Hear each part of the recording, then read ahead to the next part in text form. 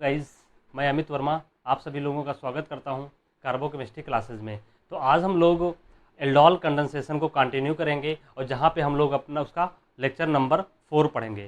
तो अभी तक हम लोगों ने एल्डोल कंडेंसेशन पढ़ लिया है, इंट्रामॉलिक्यूलर पढ़ लिया है, रेट्रो एल्डोल पढ़ लिया है। तो आज हम लोग क्या पढ़ेंगे?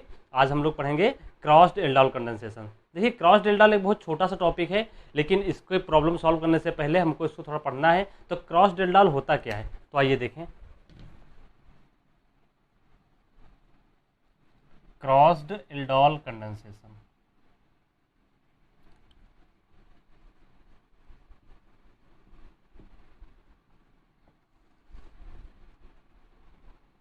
क्रॉस्ड एल्डोल कंडेंसेशन, देखिए अब यहाँ पे क्रॉस्ड का क्या मतलब है? यहाँ क्या का मतलब होता है? डिफरेंट। क्या मतलब है? डिफरेंट। तो देखिए यहाँ पे क्या होंगे?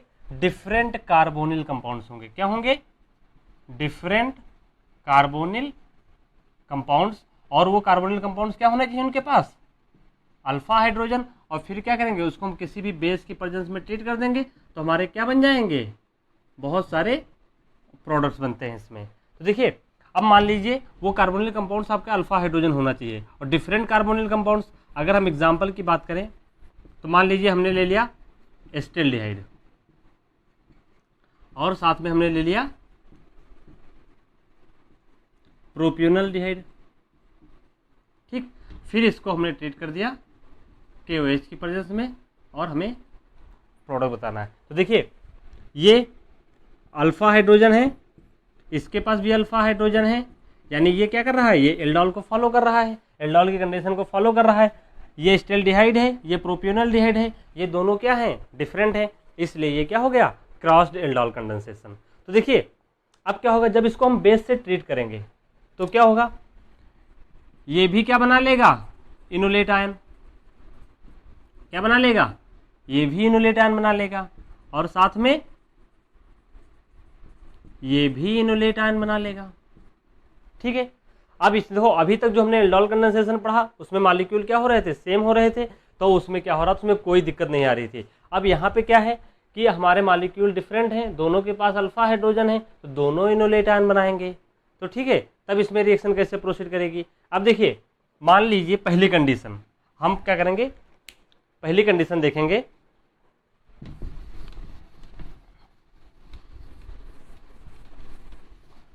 देखिए, कंडीशन देखने से पहले ये देखते हैं कि देखिए अब एस्टेल्डिहाइड है, एस्टेल्डिहाइड इनोलेट बनाएगा तो वो क्या करेगा? हो सकता है वो खुद एस्टेल्डिहाइड से रिएक्ट कर जाए, एक कंडीशन ये हो सकती है। एक क्या हो सकता है कि वो एस्टेल्डिहाइड उसके जो दूसरा एल्डिहाइड लिया है प्रोपियोनल्डिहाइड, वो उससे रिएक्ट कर सकता है। तीसरी कंडीशन ये हो सकती है कि जो हमने प्रोपियोनल्डिहाइड है उसका इनोलेट खुद से रिएक्ट कर सके, और हो सकता है कि वो उसका इनोलेट आपके एस्टेल्डिहाइड मॉलिक्यूल से रिएक्ट करे। तो यहाँ पे टोटल प्रोडक्ट्स कितने बनेंगे? टोटल 4 प्रोडक्ट्स बनेंगे। तो पहली कंडीशन देखिए, मैं आपको यहाँ पे ट्रिक मैकेनिज्म नहीं बताऊंगा, केवल ट्रिक के आधार पे प्रोडक्ट करेंगे। तो देखिए पहली कंडीशन क्या है?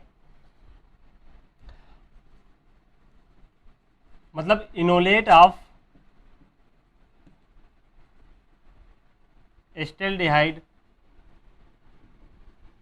रिएक्ट्स विद एस्टेल्डिहाइड, मतलब वो खुद एस्टेल्डिहाइड से करे, मतलब सेल्फ रिएक्शन कर जाए। तो देखिए, हमने जो एस्टेल्डिहाइड मॉलिक्यूल लिया, ठीक, उसका हमने इनोलेट बना लिया। ये कहाँ से आया? ये एस्टेल्डिहाइड का इनोलेट है, तो ये क्या करेगा? ये इसके ऊपर रिएक्ट करेगा, ऐसे बनेगा। तो ये CH3 COH में डायरेक्ट लिख देता हूँ, यहाँ पे मैकेनिज्म लिखने की कोई जरूरत नहीं, मैकेनिज्म के लिए मैं बता चुका हूँ पीछे। तो देखिए, एक ये प्रोडक्ट हमारा बन गया। ठीक, अब दूसरी कंडीशन क्या होगी? Enolate of acetaldehyde reacts with other carbonyl compounds. अब वो कार्बोनिल कंपाउंड्स कौन सा है आपका? प्रोपियोनल्डिहाइड जो दूसरा लिया। अगर प्रोपियोनल्डिहाइड लिया है तो ठीक है, अगर मान लो आपने एसीटोन लिया है तो उससे भी रिएक्ट कर जाएगा। तो क्या होगा? देखिए, जो हमारा दूसरा एस्टेल्डिहाइड है, एल्डिहाइड, वो ये है कुछ, ये क्या करेगा, अब इसका एस्टेल्डिहाइड आएगा इनोलेट, इससे रिएक्ट करेगा तो क्या बनाएगा, यहाँ पे ये बस OH में चेंज हो जाता है, यहाँ पे अटैच हो जाता है, तो ये CH3 CH2 C, ये OH हो जाएगा, ये H और ये CH2 CHO, एक प्रोडक्ट हमारा ये बना। अब क्या होगा, तीसरी कंडीशन कि अब इसका इनोलेट, मतलब मान लीजिए ये चलिए मान लीजिए इसका इनोलेट खुद से रिएक्ट करेगा, तो मान लीजिए CH3 CHO, अब क्या होगा CH3 CH माइनस CHO, ये यहाँ से ऐसे रिएक्ट करेगा तो क्या बनाएगा CH3 CH2 COH, ये H CH CH3 CHO, ठीक। और चौथी कंडीशन क्या होगी, जब इसका किससे रिएक्ट कर जाए, एस्टेल्डिहाइड से, इसका ये इनोलेट किससे रिएक्ट कर जाए, एस्टेल्डिहाइड से, तो मान लीजिए एस्टेल्डिहाइड है ये, प्लस CH3 CH माइनस और ये CHO, ये इससे रिएक्ट करेगा तो क्या बना लेगा, इस तरह से CH3 COH H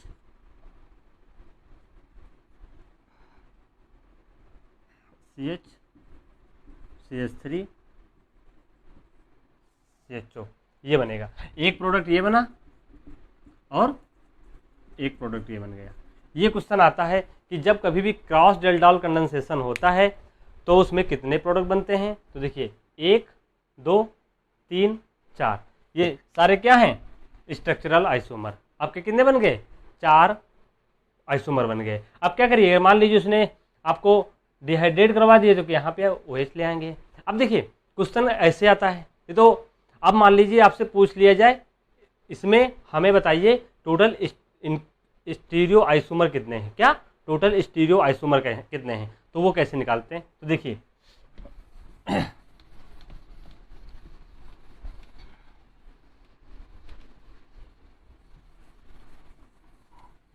देखिए अगर हम इसकी बात करें पहले स्ट्रक्चर की, तो ये देखिए सेंटर, ये सेंटर कैसा है, ये हमारा कायरल सेंटर है, ठीक, कायरल सेंटर है, तो एक कायरल सेंटर है, तो इसके लिए ज्योमेट्रिकल स्टीरियो आइसोमर कितने होते हैं, 2 की पावर n, तो n क्या है, कायरल सेंटर, तो इसके मतलब कितने बनेंगे, 2। अब इसको देखिए, देखिए स्ट्रक्चरल आइसोमर तो 4 हैं, अगर पूछ लिया जाए इंक्लूडिंग स्टीरियो आइसोमर तब कितने पूछे जाएंगे, ये सारे क्या हैं, स्ट्रक्चरल आइसोमर, क्या है ये, स्ट्रक्चरल आइसोमर कितने हैं, 4।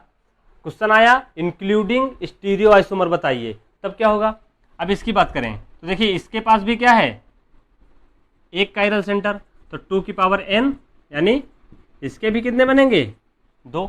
अब यहाँ पे बात करें तो देखिए यहाँ पे कायरल सेंटर कितने हैं, एक कायरल सेंटर, और ये देखिए ये भी तो कायरल सेंटर है, तो 2, तो यहाँ पे n बराबर कितने हैं, 2,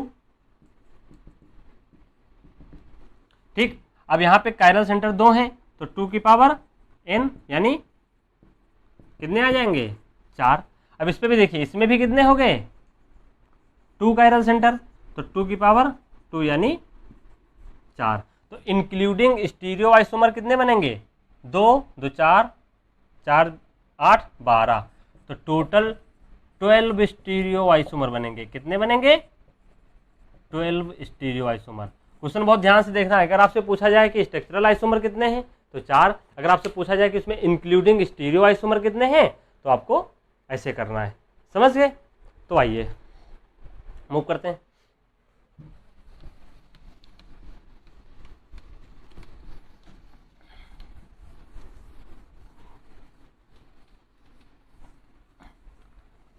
चलिए मैंने मान लो आपको ये दे दिया, फिर से एस्टेल्डिहाइड दिया और साथ में हमने एसीटोन दिया। आप कुछ भी ले सकते हैं, आप कुछ भी ले लीजिए, प्रैक्टिस करने के लिए आप कुछ भी करिए। तो आपसे क्वेश्चन इन्होंने डाल दिया कि इनवेस्ट कर दिया और हमें प्रोडक्ट्स बताइए, इसके प्रोडक्ट्स कितने बनेंगे, और टोटल स्टीरियो आइसोमर बताइए और टोटल स्ट्रक्चरल आइसोमर बताइए। तो देखिए स्ट्रक्चरल आइसोमर कैसे निकालेंगे, देखिए इसका इनोलेट खुद से रिएक्ट करेगा। मान लीजिए फर्स्ट और सेकेंड, मतलब क्या होगा, फर्स्ट का इनोलेट फर्स्ट से रिएक्ट कर जाए, मतलब फर्स्ट का फर्स्ट से रिएक्ट करे, तो क्या बनेगा प्रोडक्ट, कुछ इस तरह से बनेगा।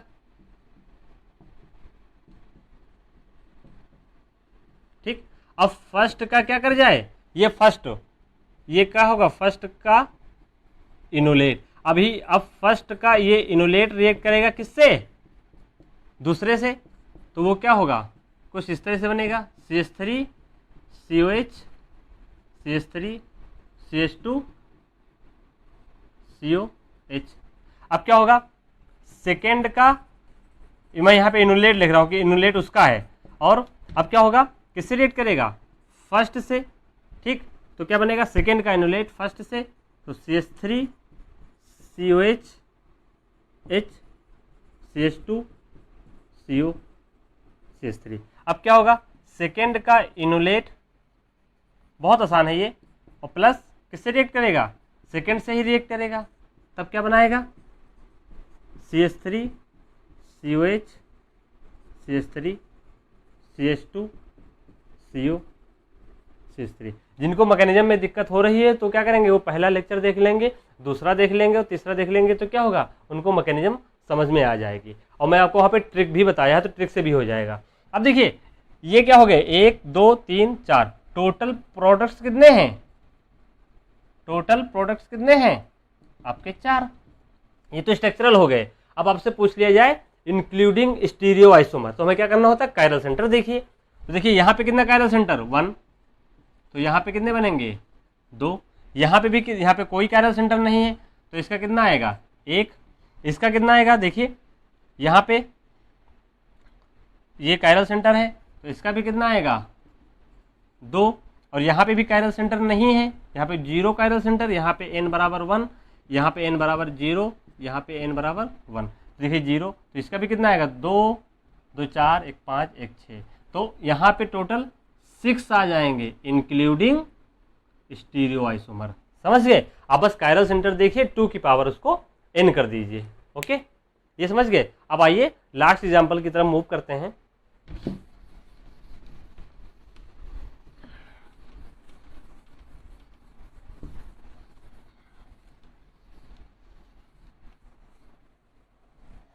देखिए अब मान लीजिए मैंने आपको एक एग्जांपल दे दिया,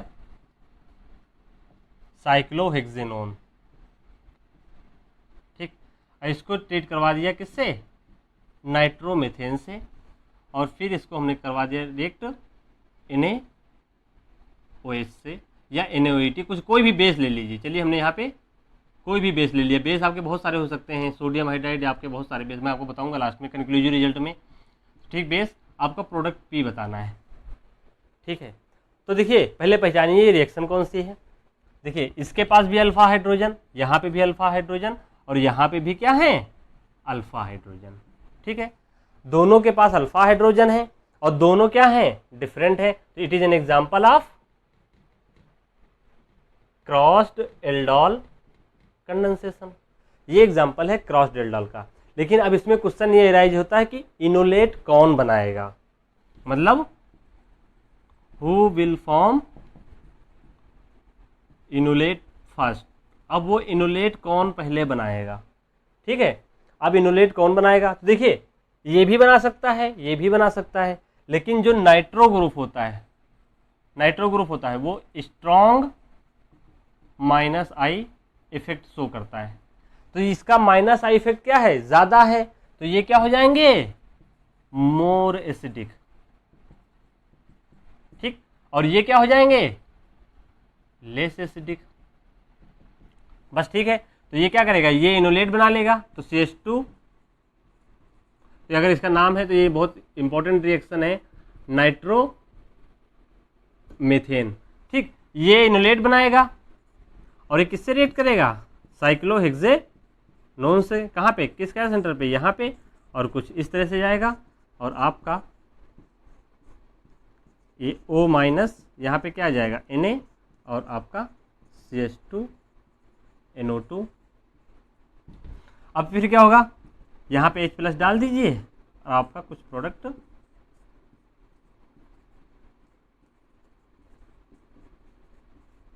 ये बन गया, यही हमारा क्या है, प्रोडक्ट है।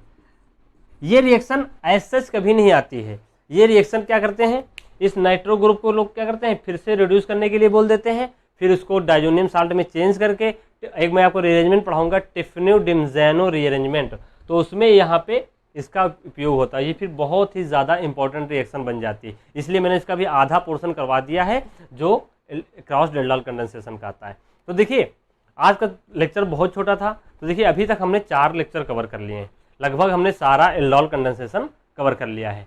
तो अब हम आपसे प्रॉमिस करते हैं कि जो हमारा नेक्स्ट वीडियो आएगा उसमें हम आपको IIT JEE से लेके बार्क से लेके नेट गेट और जैम के मैं सारे प्रॉब्लम्स एक वीडियो में कराऊंगा। वो थोड़ा लेंदी वीडियो होगा, अप्रॉक्स मैं 10 प्रॉब्लम्स तो मैं करवाऊंगा हूँ, तो उसको आप जरूर देखेंगे वो वीडियो, ठीक है। वो वीडियो आपके लिए बहुत ही इंपॉर्टेंट होने वाला है, वहाँ पे मैं आपका सारा कवर कर लूँगा जो कुछ भी छूटा होगा, ठीक है। तब तक के लिए आप लोग एंजॉय करिए और अच्छे से रहिए, okay, and take care in covid.